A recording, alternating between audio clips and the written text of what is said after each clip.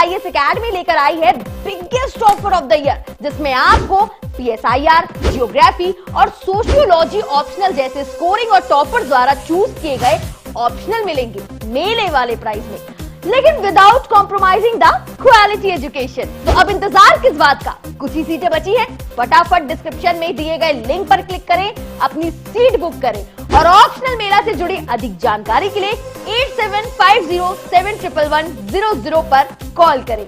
Offer valid from 15th of April to 20th of April. So hurry up and grab the opportunity.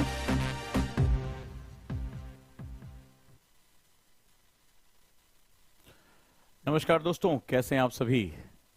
मेरी आवाज आप सभी दोस्तों तक क्लियर आ रही है और उम्मीद करता हूं कि आप बिल्कुल स्वस्थ होंगे, अच्छे से अपनी पढ़ाई कर रहे होंगे। मैं आपका गाइड ओजांग और आज इस मंच पे आईएएस विद ओजांग सर के इस मंच पे मैं आपसे एक बहुत इंपॉर्टेंट सेगमेंट डिस्कस करने जा रहा हूं और वो ये है कि जिंदगी में फेल जैसा कोई शब्द नहीं होता।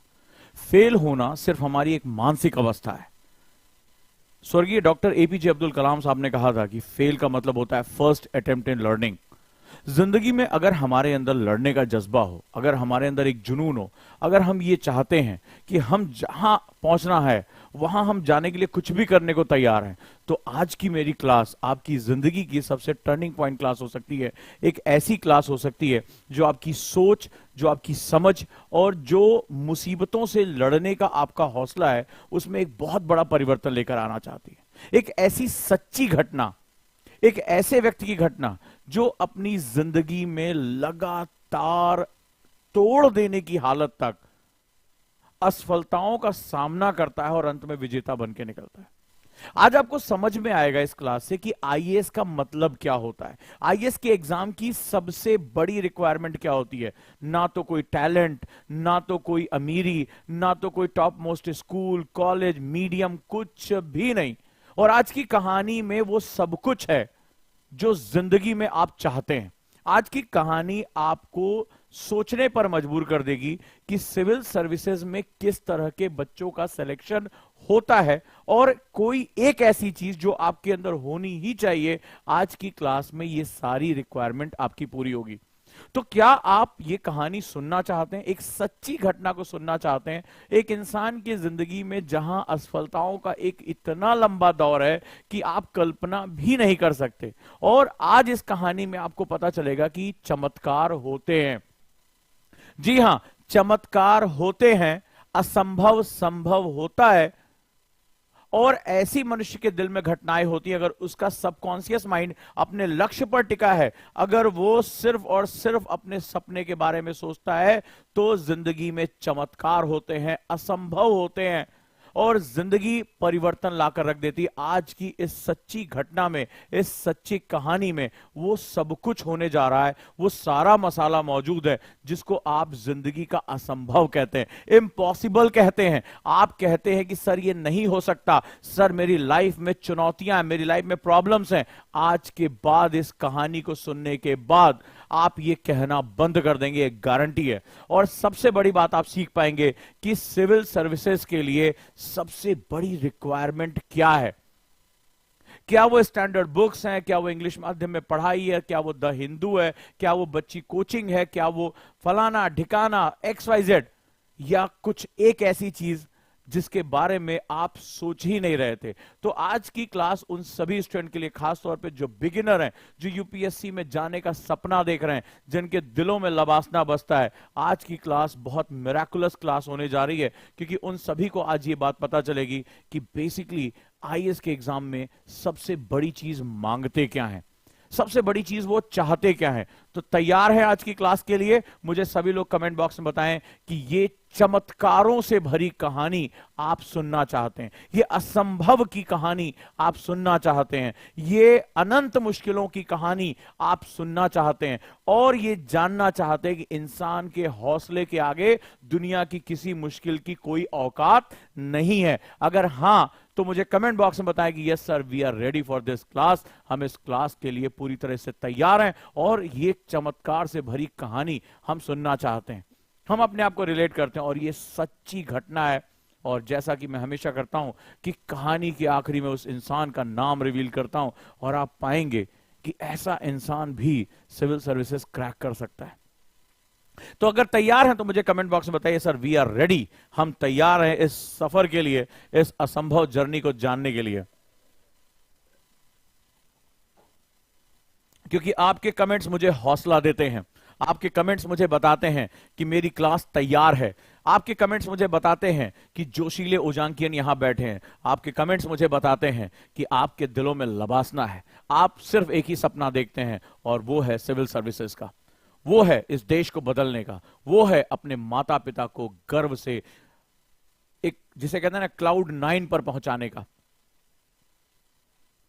तो अगर ये सफर है, ये सपना है, तो सबसे पहले तो जितने भी बच्चे YouTube पे हैं वो इसको लाइक बटन दबाएं और इस महामुहिम में एक हिस्सा बने। और साथ ही साथ मैं अनाउंसमेंट करने जा रहा हूं उस बहुत महत्वपूर्ण चीज का जिसके बारे में मैंने बात किया था। तो कल हमारा सबसे महत्वपूर्ण दिन है, कल सिविल सर्विसेज डे है और ईद की पूरे देशवासियों को बहुत बहुत बधाई, सभी छात्रों को बहुत बहुत बधाई, आप सभी को ईद बहुत मुबारक हो और सिविल सर्विसेज डे की बहुत बहुत बधाई, क्योंकि यही हमारी दुनिया है, यही हमारा सपना है, यही हमारा सबसे बड़ा दिन है, क्योंकि इस दिन के लिए ही हमने अपने आप को, अपने देश को, अपने समाज को समर्पित कर दिया है ना जोश? समर्पित किया है कि नहीं किया इस राष्ट्र के लिए खुद को, इस राष्ट्र को बदलने, इस राष्ट्र की तकदीर को बदलने का जज्बा है? अगर है तो मैं आप सभी का बहुत बहुत स्वागत करता हूं और साथ ही साथ इस महान दिन पर अनाउंसमेंट करता हूं, जैसा कि आप जान रहे हैं कि सिविल सर्विसेज डे और ईद के लिए 30% डिस्काउंट हमने गुरुकुल में और कॉन्सेप्टर बैच में दिया है। गुरुकुल बैच जहां नोएडा में हमारा एक बहुत जबरदस्त सेगमेंट मई से शुरू हो रहा है, मिड मई से, और वहां पर जो है ऐसे स्टूडेंट जो यहां आकर रहना चाहते हैं, पढ़ना चाहते हैं और एक जबरदस्त अनुशासन में अपने आप को डील करना चाहते हैं, उन सभी का बहुत बहुत स्वागत है। और कॉन्सेप्टर ऑनलाइन बैच है जिसके साथ आप जुड़ सकते हैं। सो लेट्स स्टार्ट उस अनाउंसमेंट के लिए जिसके बारे में मैंने कल बात किया था, और वो अनाउंसमेंट है हमारा 69 बीपीएससी का अनाउंसमेंट। जैसा कि आप जानते हैं कि बिहार पब्लिक सर्विस कमीशन लगातार नियत समय पर एग्जाम करा रही है और यहां पर हम लॉन्च कर रहे हैं देश के सर्वश्रेष्ठ शिक्षकों के द्वारा, जिनको आप देखते, सुनते, समझते आए हैं, जिसमें मैं, पीवी सर, सुमित सर, संयम सर और तमाम अन्य फैकल्टीज बीपीएससी 69 का पूरा सेटअप लेकर आ रहे हैं।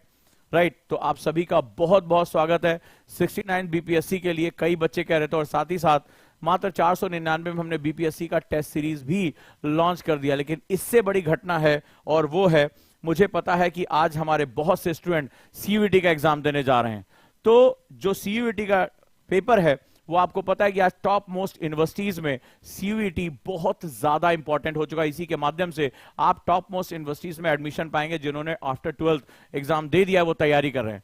तो मई में उसका पेपर है और उससे पहले जरूरी है कि आप अपने आप को जांच लें और देश का सबसे जबरदस्त जो हमारा ब्रांड है पढ़ाई वाला इज अवर K-12 ब्रांड, यानी कि 12th क्लास तक का ब्रांड है, और हम वहां लेकर आ रहे हैं सीयूईटी 2023 का फ्री टेस्ट सीरीज। जी हां, बिल्कुल फ्री टेस्ट लेकर आ रहे हैं जिसमें business studies, biology, home science, economics, history, psychology, maths, physics और केमिस्ट्री का जो टेस्ट सीरीज है, ओजांग टेस्ट प्रैक्टिस की हमारी जो ऐप है, हमारी जो वेबसाइट है, वहां पर ये टेस्ट सीरीज पूरी तरीके से निशुल्क है। जो भी बच्चे सीयूईटी का एग्जाम दे रहे हैं या देने जा रहे हैं, अपनी तैयारी को ब्रशअप करना चाहते हैं, ये जानना चाहते हैं कि कैसे तैयारी करनी है, वो या तो फॉर्म भर दें या ओजांग टेस्ट प्रैक्टिस की ऐप पर चले जाएं और सीयूईटी 2023 का फ्री टेस्ट सीरीज ज्वाइन कर लें। क्या यह बेस्ट गिफ्ट है? क्योंकि सीयूईटी के बिना आज की डेट में आप किसी भी टॉप मोस्ट यूनिवर्सिटीज में एडमिशन नहीं पा पाएंगे। तो सबसे पहले मुझे कमेंट बॉक्स में बताइए इस बार सीयूईटी कौन कौन दे रहा है। सभी लोग, जितने भी आफ्टर 12th के स्टूडेंट हैं, मुझे बताएं सीयूईटी कौन कौन दे रहा है।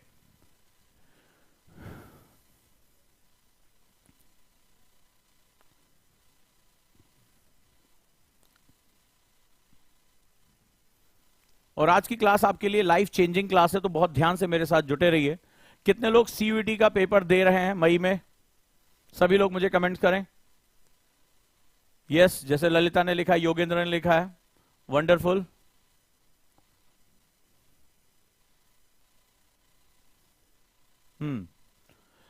सभी के लिए फ्री टेस्ट सीरीज अपने दोस्तों को भी बताएं, बाकी ग्रुप्स में भी शेयर करें और सीयूईटी टेस्ट सीरीज के लिए जुड़ जाएं ओजांग टेस्ट प्रैक्टिस पे, एंड कम्स अंडर द ओजांग पढ़ाई वाला। Let's start. तो अब हम लोग शुरू करते हैं। और कितने लोग बीपीएससी का एग्जाम दे रहे हैं वो भी इसके साथ जुड़ जाएं। तो हमारी आज की कहानी शुरू होती है, बाकी चीजों के हम बाद में बात करेंगे। राइट, बड़ी अजीबोगरीब ये सफलता की कहानी है। आज की कहानी बड़ी खास है। आज की कहानी इंसान के लगन की कहानी है। आज की कहानी कभी ना हार मानने की जो एक जिद होती है उसकी कहानी है। आज की कहानी एक ऐसी कहानी है कि जब आपके सबकॉन्शियस माइंड में, जब आपके अवचेतन मन में सिर्फ और सिर्फ आपकी सफलता बसने लगती है, तो कहानी है चमत्कारों की, असंभव के संभव होने की कहानी, इंसान के संघर्ष की कहानी। तो क्यों ना इस सच्ची घटना को आज आनंद उठाते हैं और हम आगे बढ़ते हैं। कहानी शुरू होती है 1982 में तमिलनाडु के तंजावुर जिले के एक छोटे से गांव चोलगनाडिकुडाडू के मध्यवर्गीय परिवार में एक बच्चे का जन्म होता है। ठीक है, बहुत दूर, काफी दूर जो है एक परिवार में एक छोटे से बच्चे का जन्म होता है। पिता, चूंकि वहां पर ग्रामीण व्यवस्थाएं बनी रहती हैं, तो पिताजी जो है ग्राम प्रशासनिक अधिकारी जो गांव का सेगमेंट देखते थे, और मां किसान और सामाजिक कार्यकर्ता के रूप में काम करती थी। परिवार ठीक ठाक था, अच्छे से चल रहा था। लड़के के पिता गांव के पहले ग्रेजुएट थे। सबसे खास बात है कि जो लड़के के पिता थे वो गांव के पहले ग्रेजुएट थे, इसलिए परिवार ने शिक्षा को अत्यधिक महत्व दिया। वैसे भी दक्षिण भारत में शुरुआत से ही शिक्षा पर बहुत ज्यादा बल दिया जाता था। शिक्षा समाज की एक बहुत खास पहचान होती थी।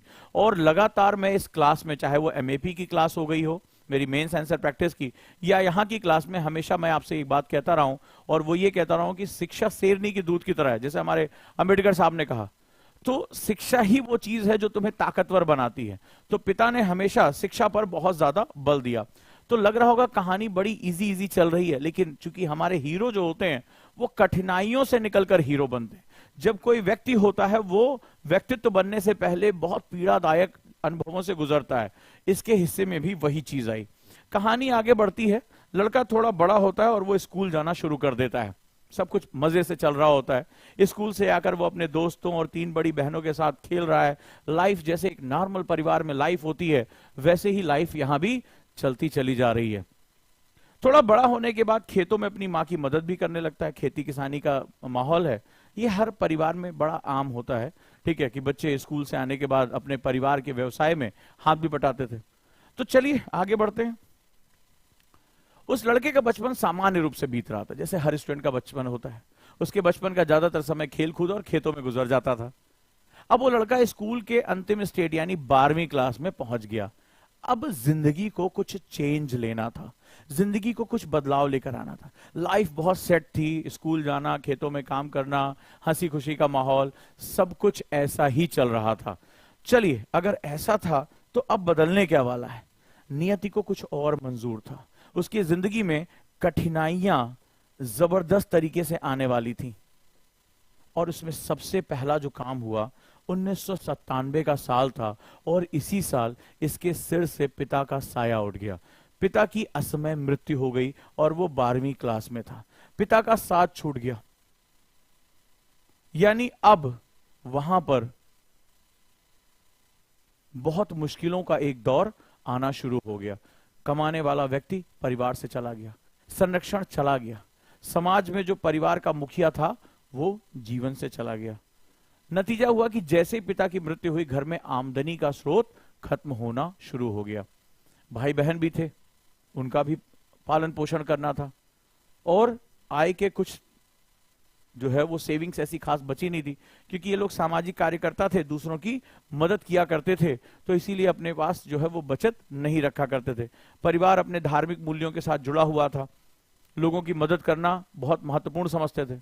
कुछ दिनों बाद तंगी बढ़ने लगी, घर में पैसे की कमी होने लगी, और स्कूल की फीस देने के पैसे नहीं बचे। नतीजा यह रहा, किसी तरह 12वीं क्लास का एग्जाम तो दिया, लेकिन फिर आर्थिक तंगी के कारण उसे पढ़ाई छोड़नी पड़ी, पढ़ाई ही छोड़नी पड़ गई। और मैं ये बहुत करीब से जानता हूं, क्योंकि कभी मैंने भी इस सिचुएशन को डील किया है। वो एक ऐसा दौर होता है कि जब तुम्हें अपनी आर्थिकी को सही करने के लिए, अपने परिवार की स्थिति को सही करने के लिए, उसको बचाने के लिए बहुत कड़े फैसले लेने पड़ते हैं। उस समय तुम्हें सोचना पड़ता है कि मेरी शिक्षा या पेट की भूख। तो कभी हम भी इस दौर से गुजरे हैं, तो बहुत करीब से ये जानते हैं कि ये पीड़ा होती क्या है। वो लड़का अपनी माँ और 3 बड़ी बहनों का पेट भरने के लिए पूरी तरह कृषि करने लगा, पूरी तरीके से, यानी पढ़ाई छोड़ दी। अब वो केवल एक किसान बन के रह गया और यहां से पढ़ाई का उसका दौर खत्म हो गया और अब वो खेती करने लगा और एक किसान के रूप में जाने जाने लगा। लेकिन चूंकि खेत ज्यादा बड़े नहीं थे, खेती बहुत अच्छी नहीं थी, तो उसके परिवार की जरूरतों के लिए खेती से पर्याप्त पैसा नहीं मिल पा रहा था। वो किसी तरीके से ये काम चल रहा था। चिंता थी उन बड़ी बहनों की शादी कैसे होगी। आप जानते हैं भारतीय परिवारों में लड़की की शादी करना एक किसी परिवार के लिए कितना बड़ा उत्तरदायित्व बन जाता है। समाज में जो कुप्रथाएं हैं वो कितना मुश्किल में डाल देती हैं। यहां भी वही स्थिति रही। तो अब क्या हुआ, अब इसके बाद जो है वो ट्विस्ट आना शुरू हुआ और किसी तरह उसने मेहनत की और 12वीं के बाद जो एलडीसी का एग्जाम होता था उसको उसने अप्लाई किया कि यार कोई एक नौकरी मिल जाए, भले चाहे वो चतुर्थ श्रेणी की मिल जाए, किसी तरीके से कुछ पैसे आने शुरू हो जाएं तो परिवार की स्थिति संभल जाएगी। अब उसने सबसे जो जिसे कहते हैं ना जूनियर असिस्टेंट एलडीसी का एग्जाम होता है उसके लिए उसने अप्लाई किया और वो नौकरी उसको नहीं मिली। तुम अंदाजा लगाओ, एक व्यक्ति 12वीं तक ठीक ठाक पढ़ रहा है, परिवार में घटना हुई, पढ़ाई छूट गया, अब वो फुल टाइम किसान बन गया। किसी ने समझाया कि कोई नौकरी का फॉर्म कर दो, एलडीसी का फॉर्म भरा, उसमें भी वो सेलेक्ट नहीं हुआ। और मैं कहानी किसकी सुना रहा हूं, मैं एक ऐसे व्यक्ति की कहानी सुना रहा हूं जो आईएएस बनता है। लेकिन ये चमत्कार हो कैसे रहे, और इस कहानी में खुद को रिलेट करते जाओ, कहानी में खुद को ये रिलेट करते जाओ। जब तुम ये कहते हो कि सर बहुत मुश्किल है, सर आंसर राइटिंग नहीं कर पा रहे, एमएपी की क्लास में परसों एक बच्ची ने कहा कि सर हमसे आंसर नहीं लिखा जा रहा है, तो जितनी बार तुम ये नहीं कह रहे हो कि मुझसे ये नहीं हो रहा है, सर मुझसे वो नहीं हो रहा है, आज की कहानी वो लोग बड़े ध्यान से सुने। सर मुझसे सुबह उठा नहीं जाता, सर मैं 10 घंटे नहीं पढ़ सकता। जितने भी लोग हैं वो इस कहानी को बड़े ध्यान से सुनते जाएं।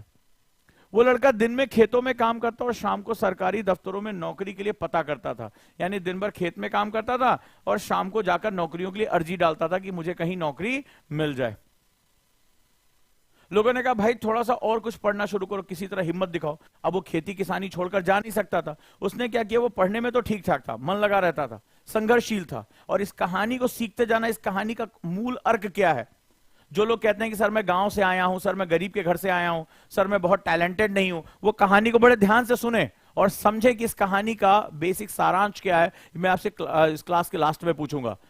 वो पढ़ने में अच्छा था इसलिए उसका दिमाग पढ़ाई में भी लगा रहता था। किसी तरह उसने लॉन्ग डिस्टेंस यानी कि ओपन यूनिवर्सिटी के माध्यम से लॉन्ग डिस्टेंस पढ़ाई शुरू की और मद्रास यूनिवर्सिटी से हिस्ट्री में उसने किसी तरह खींच खांच के बीए कर लिया कि चलो कम से कम ग्रेजुएट तो हो जाए, हो सकता है कोई और नौकरी के लिए अप्लाई कर दे। 12वीं पास हूं इसलिए हो सकता है नौकरी ना मिल रही हो, तो उसने लॉन्ग डिस्टेंस से बीए कर लिया।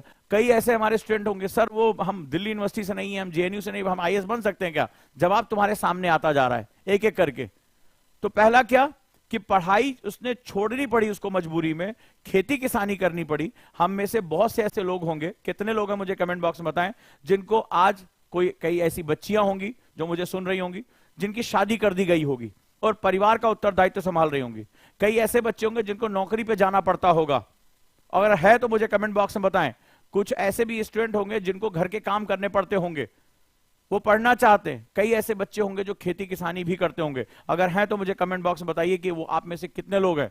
और अगर ऐसा है तो अब जरा ध्यान से इस क्लास को देखते जाइए, सुनते जाइए कि उसको खेती किसानी करनी पड़ी लेकिन मन में पढ़ने की चिंगारी थी, तो उसने असंभव का रास्ता भी चुन लिया कि मुझे ये करना है। खैर किसी तरह से बीए हो गई।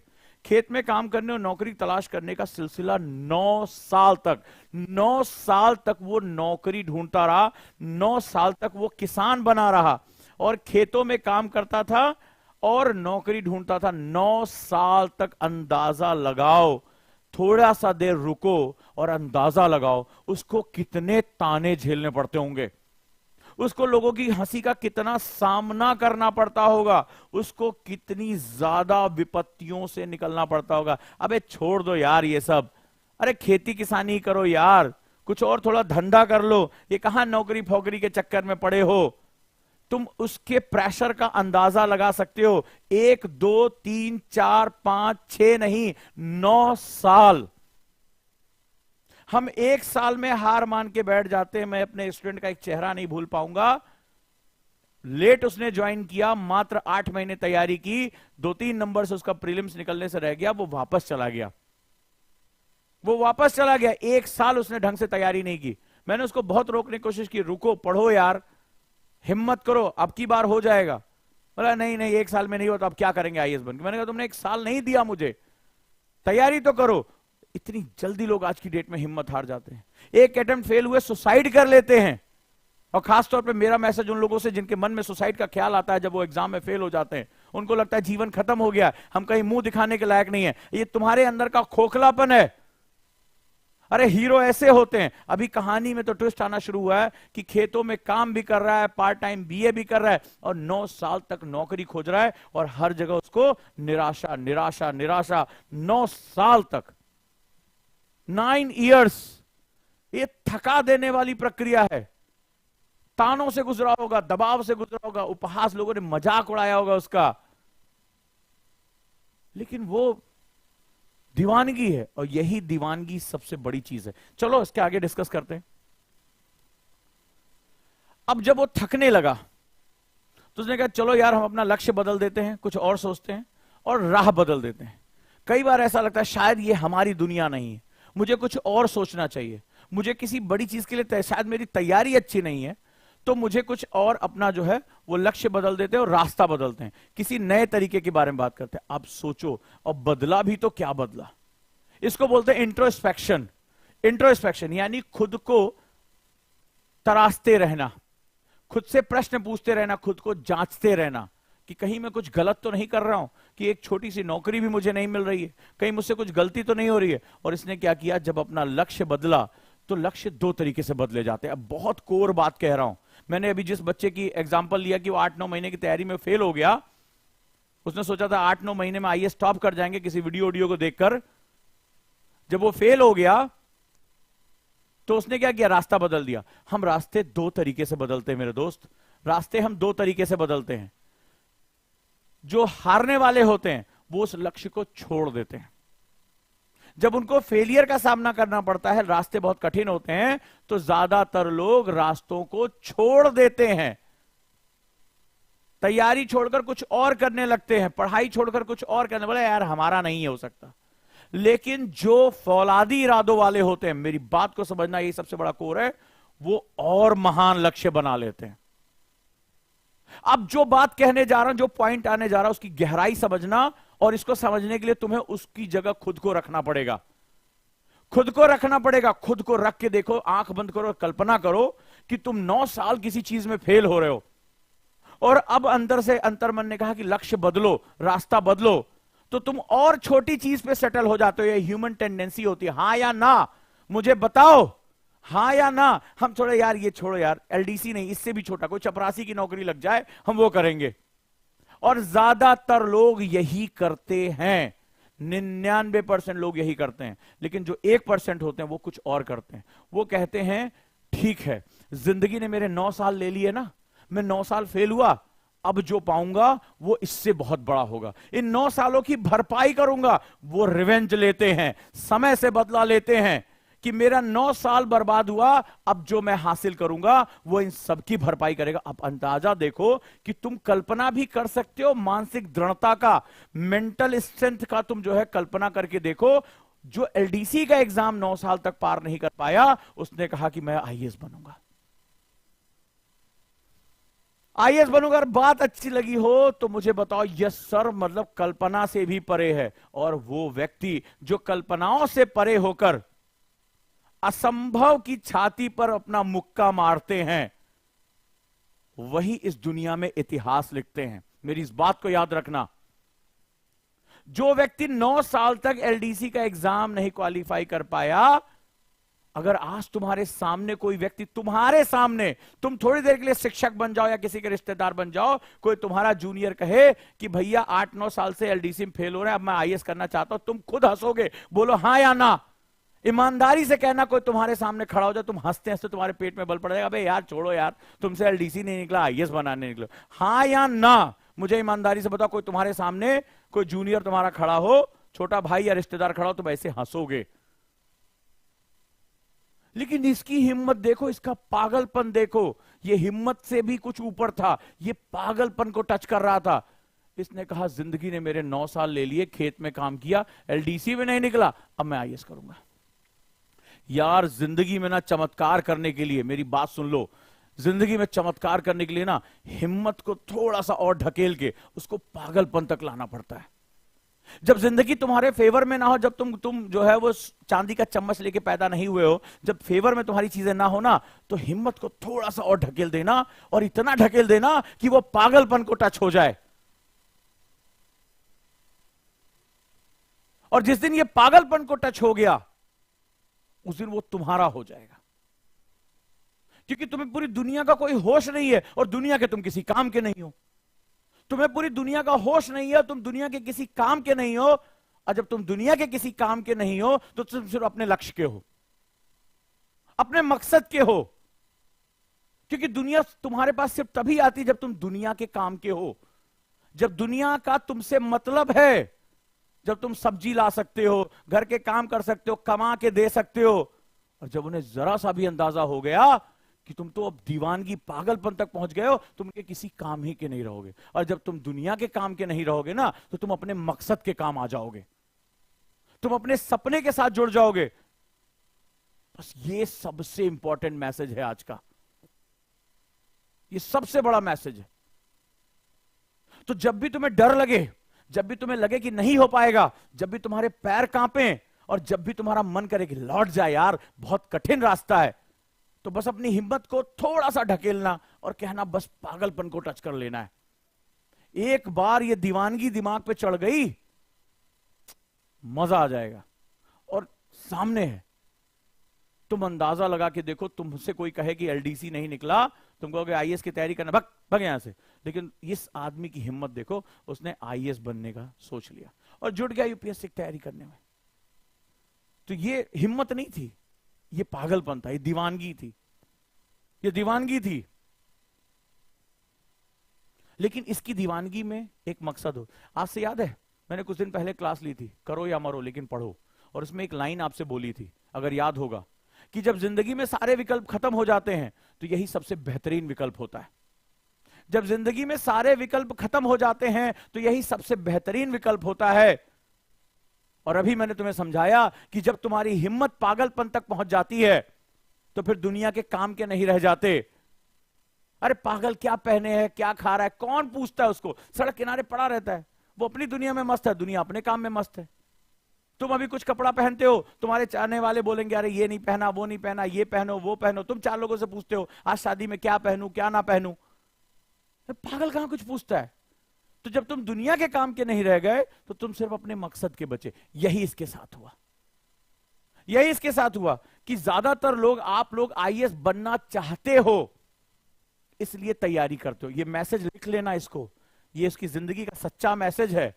ये अपने स्टेटमेंट उसने कहा कि बहुत सारे कैंडिडेट्स आईएएस बनने के लिए प्रेरित होते हैं, मोटिवेट होते हैं, इसलिए वो तैयारी शुरू करते हैं। अरे मैं जिंदगी से हताश हो गया था कि मेरे पास कुछ नहीं बचा, मैं न्यूनतम स्तर तक पहुंच गया था कि खेती हो नहीं रही थी, एलडीसी का एग्जाम निकल नहीं रहा था, मैं पूरी तरह से टूट गया और इसलिए हताश होकर मैंने आईएएस को चुना कि अब कुछ नहीं।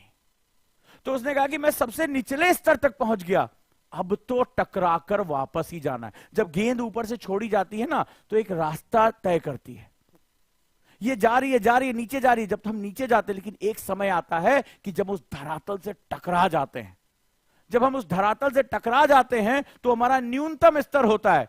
अब जब गेंद धरातल से टकराएगी तो अब और नीचे नहीं जाएगी, वो कहां जाएगी, वो टकराएगी और टकराकर रिबाउंस करेगी, वो रिबाउंड करेगी, वापस दौड़ेगी, वो वापस कूदेगी। जिंदगी ऐसी होती है, जब जिंदगी तुम्हें उठाकर इस सच्चाई की धरातल पर पटक दे तो समझ लेना अब इससे नीचे नहीं जाऊंगा, अब ऊपर ही आऊंगा।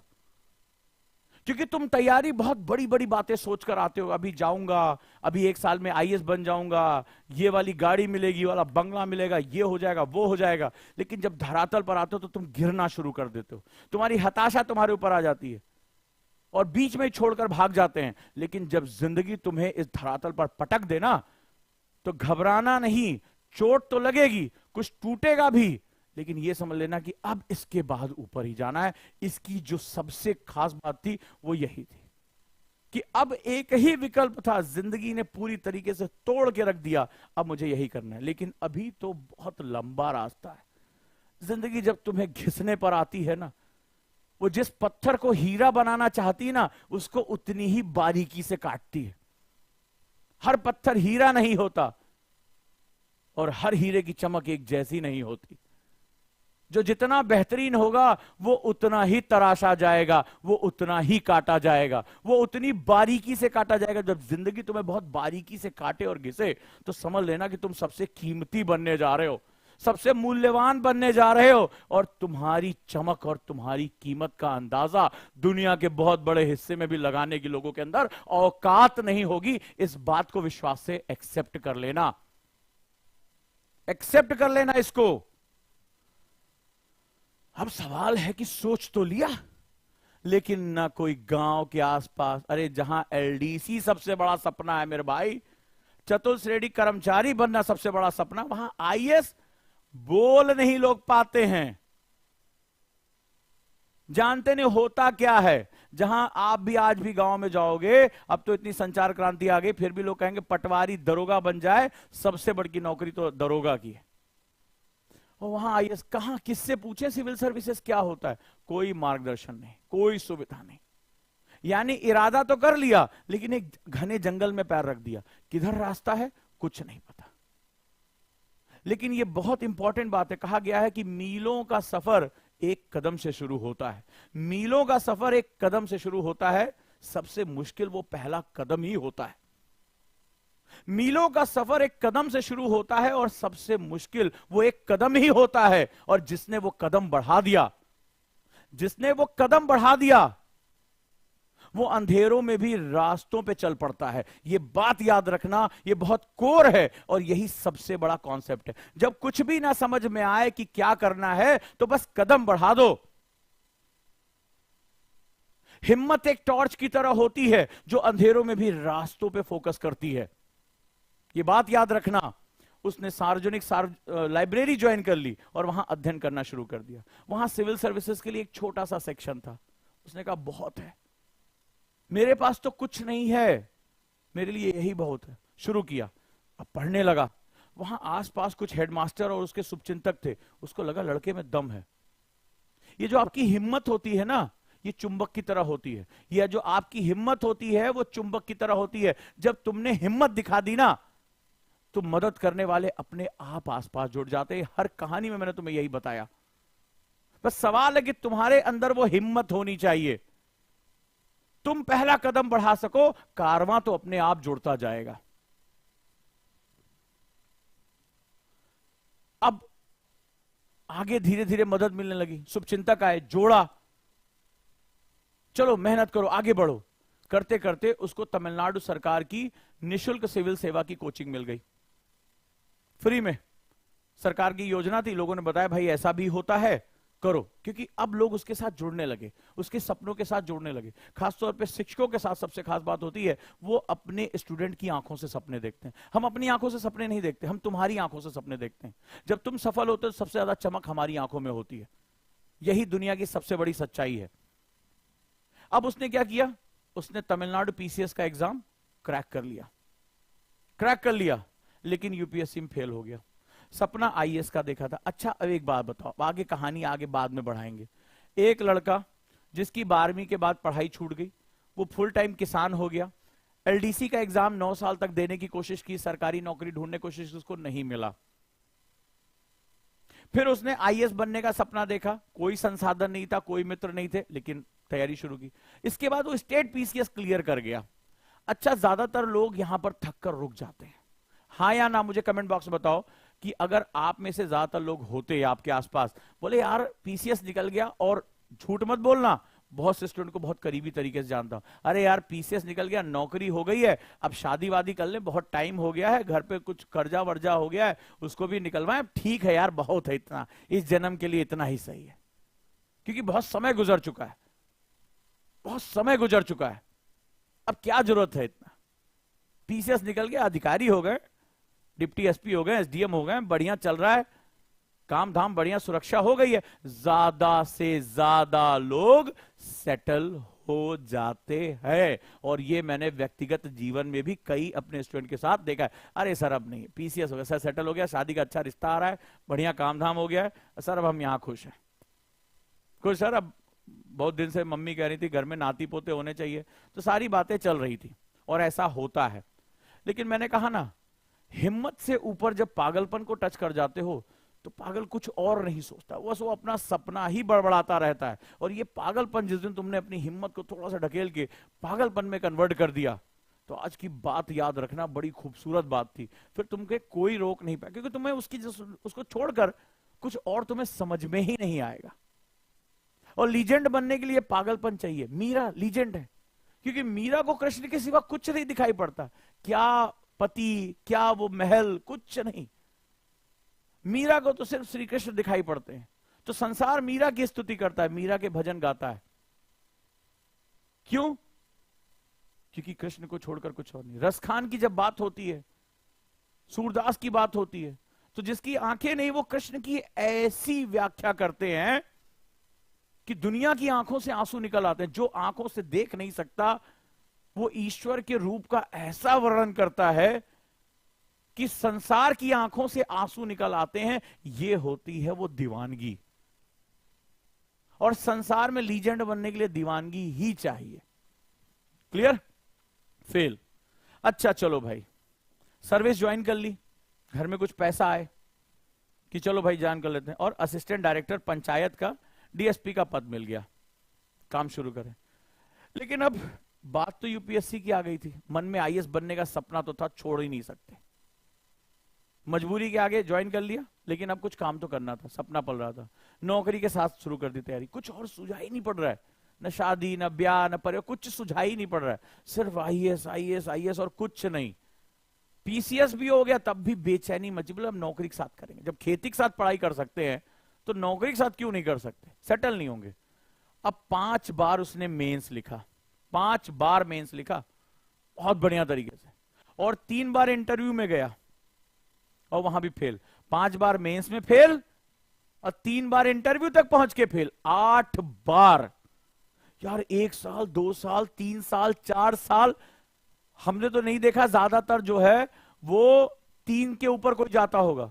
पहले अटेम्प्ट में लोग घबरा कर भाग जाते हैं, थोड़े बहुत दूसरे अटेम्प्ट तक, तीसरे अटेम्प्ट तक। अभी चमत्कार होना बाकी है। क्यों? क्योंकि दिमाग में सिर्फ एक ही सपना पल रहा है, यूपीएससी का। पीसीएस में भी बेचैनी है, देंगे 1 2 3, 5 बार मेंस में फेल, 3 बार इंटरव्यू में फेल, 8 ही अटेम्प्ट थे। और यूपीएससी के सारे अटेम्प्ट खत्म हो गए, सारे अटेम्प्ट खत्म हो गए। तो मैं कहानी किसकी सुना रहा हूं? मैं तो एक आईएएस की कहानी सुनाने जा रहा हूं। और सारे अटेम्प्ट खत्म हो गए, 5 बार मेंस दिया, 3 बार इंटरव्यू दिया, फिनिश, सारे अटेम्प्ट खत्म। अब तो सारे रास्ते बंद हो गए ना, अब तो असंभव आकर खड़ा हो गया।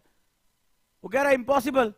बट प्रॉब्लम यही है कि इम्पॉसिबल जो होता है ऐसे लिखा जाता है, हम ऐसे ही उसको पढ़ते हैं। ठीक है, हम उसको क्या करते हैं, हम ऐसे ही पढ़ते, मान लो लिखा हुआ हम लिख दिए। लेकिन जो होनहार होते हैं उसको ऐसे पढ़ते हैं, उनका दृष्टिकोण थोड़ा सा अलग होता है। जिंदगी दृष्टिकोण है, ठीक है, जिंदगी दृष्टिकोण है। तो क्या होता है, वो इम्पॉसिबल को थोड़ा सा अलग नजरिए से पढ़ते हैं, और वो कहते हैं अरे इम्पॉसिबल तो खुद कह रहा है आई एम पॉसिबल। वो इम्पॉसिबल नहीं पढ़ते उसको, ये बस नजरिया बदल देते अपना। यूपीएससी का 8 अटेम्प्ट खत्म, सब कुछ खत्म, सब कुछ झोंक दिया, अब क्या कर सकते हो इससे आगे? बट वो ये जानते हैं कि इम्पॉसिबल में थोड़ा सा नजरिया बदलने की जरूरत है। इम्पॉसिबल खुद कहता है आई एम पॉसिबल। सही से आओ तो, सही से लड़ो तो, जज्बा दिखाओ तो, मजा तो इसका है। तो इम्पॉसिबल खुद कहता है आई एम पॉसिबल। तो इसने क्या किया, अचानक से कुछ हुआ। 2014 में आंदोलन हुआ, 2014 में आंदोलन हुआ, और यूपीएससी ने 2 अटेम्प्ट एक्स्ट्रा दे दिए, 2 अटेम्प्ट एक्स्ट्रा दे दिए। और जो योद्धा होते हैं, जिन्होंने कभी अपनी तलवार रखी नहीं होती है, जिनकी तलवारों में जंग नहीं लगती है, वो क्या करते हैं, मौका मिलते ही तलवार को म्यान से निकालकर यलगार करते हैं और दुश्मन पे आक्रमण कर देते हैं। जैसे ही 2 मौके मिले, चमत्कार हुआ, क्योंकि बहुत अंदर तक ये आग थी। ये आग इतनी गहरी थी कि राख से भी गर्माहट थी। उसने कभी आग को राख में बदलने नहीं दिया, राख को ठंडा नहीं होने दिया, चिंगारी को जिंदा रखा। और जैसे ही ये मिरेकल हुआ, civil services aptitude test launch हुआ, 2 अटेम्प्ट मिले, ये मारा धड़ाम से और 2015 में अपना लास्ट अटेम्प्ट दिया और वहां पर ऑल इंडिया 117th रैंक तोड़ के बाहर कर दिया। दीवानगी दीवानगी दीवानगी इस कहानी में सिर्फ एक है, फेल फेल फेल फेल, अनंत श्रृंखला है। और इस कहानी का मूल तत्व है कि इंसान के हौसले से बढ़कर दुनिया में कोई मजबूत चीज नहीं होती। न स्टील है, न हीरा है, न लोहा है। अगर दुनिया में सबसे मजबूत कुछ है तो वह इंसान का हौसला है। इंसान के हौसले से मजबूत कुछ नहीं होता है और यही इस आज की कहानी का सार है।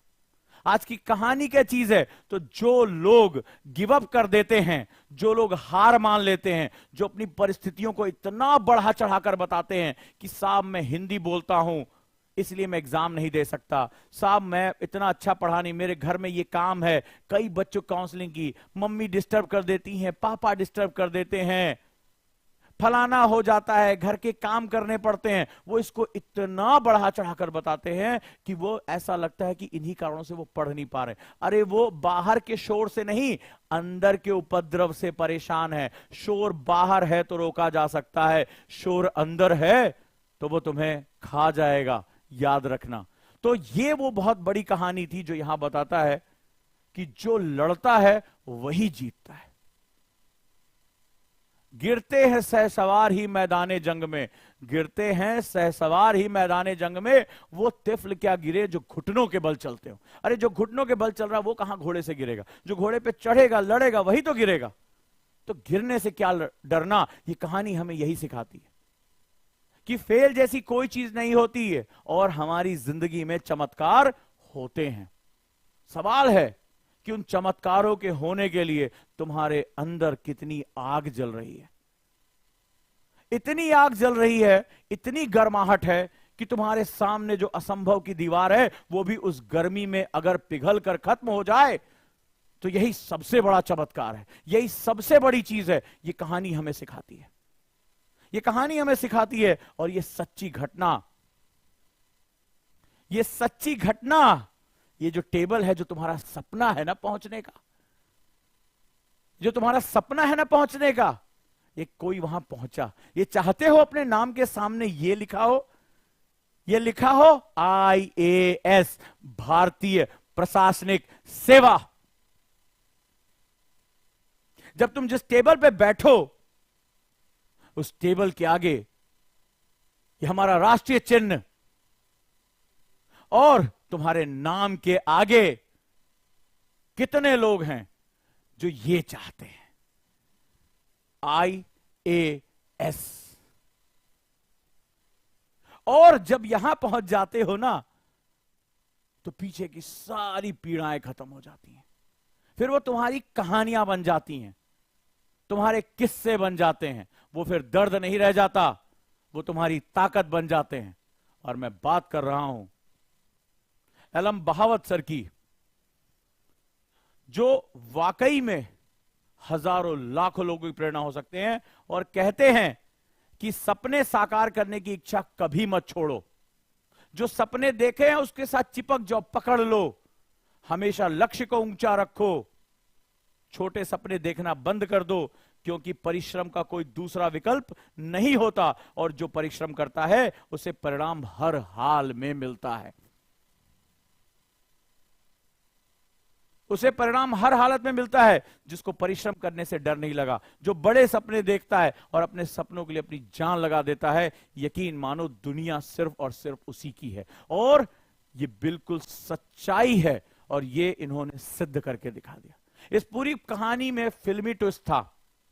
जब एक वक्त ऐसा आया कि वास्तव में असंभव सामने खड़ा हो गया, तो भी उस असंभव को संभव में बदल के रख दिया।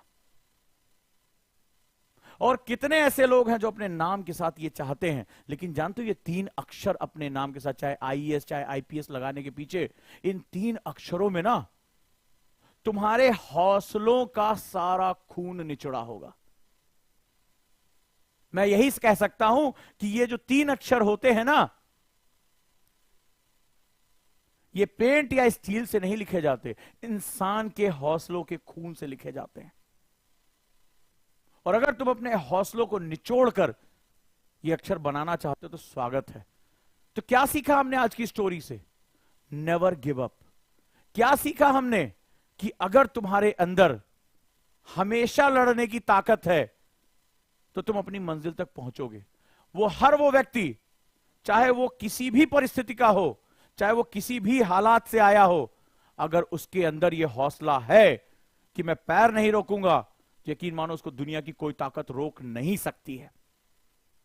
अगर उसके अंदर यह ताकत है कि मैं अपनी समस्याओं, अपनी परिस्थितियों को कभी खुद से बड़ा बनने नहीं दूंगा, अगर उसको यह विश्वास है कि दुनिया में सबसे मजबूत कोई धातु है, कोई चीज है, तो मेरा हौसला है, जिसको यह विश्वास है, यकीन मानो उससे टकराकर बड़ी से बड़ी विपत्तियां भी खत्म हो जाएंगी और तुम्हारे सामने एग्जाम्पल, सत्य घटना मौजूद है।